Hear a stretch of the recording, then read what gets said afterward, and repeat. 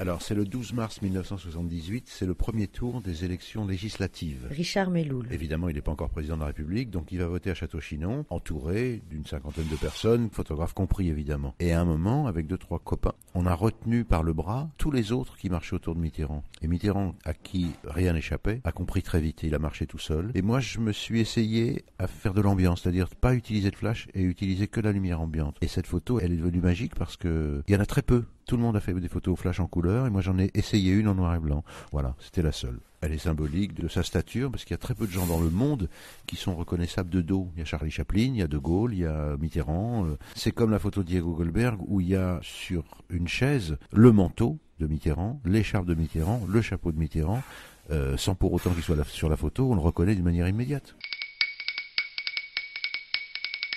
Le 10 mai 81, je suis photographe à l'agence Sigma. Le rédacteur en chef est un ancien illustre photographe qui s'appelle Henri Bureau. Moi, je revenais d'avoir fait Giscard, donc j'avais pensé avoir fini mon travail. Et puis Henri Bureau me dit, pour la première fois de sa vie, il va passer le péage avec la barrière ouverte et les gendarmes qui vont te saluer. On part en moto, au premier péage qui le ramenait de Château-Chinon, il est 10h du soir, commence à pleuvoir beaucoup. Et on attend au péage, et tout d'un coup on voit une première voiture qui passe mais très très vite, une deuxième, une troisième, et puis 15 voitures qui passent derrière. Et nous on essaie de rattraper ce cortège, et on s'est retrouvé à 180 km/h. Et puis à force de coups de flash, on a repéré qu'à l'intérieur il y avait Pierre Tourlier, Mitterrand à côté, et on voyait Daniel Mitterrand. Et Mitterrand a jeté un petit regard comme ça, très vite vers nous en disant ils sont fous. Et puis il a plus bougé. On aurait dit un sphinx dans la voiture. Il regardait droit devant lui, il s'intéressait pas à ce qui se passait autour. Et on était collés à, 80 cm de la voiture, sous la pluie, 180 km/h. Et Daniel Mitterrand nous regarde, je lui fais un signe de la main en lui disant bravo, je la félicite. Et pour me remercier, elle lève le pouce en l'air. Il y a eu une seule photo où Daniel Mitterrand, par pitié, me fait un geste comme ça, mais vraiment pour qu'on arrête de la suivre, quoi.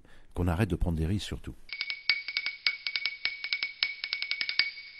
C'est le jour donc de la passation de pouvoir avec Giscard. Pascal Rostin. Et il y avait cette cérémonie au Panthéon. Et donc j'y vais de façon tout à fait naïve, 2 heures avant, et je dis aux 2 flics à l'entrée, je dis non mais je rentre et je ressors. Il me dit tu te dépêches. Et je rentre dans ce Panthéon, je vois rien, pas de caméra, pas de télé.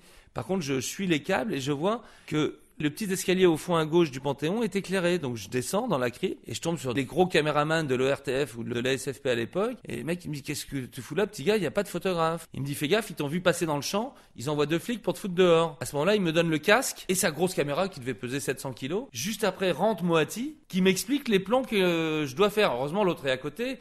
Mitterrand rentre avec sa Rose et à l'époque nous avions des boîtiers qui faisaient beaucoup de bruit.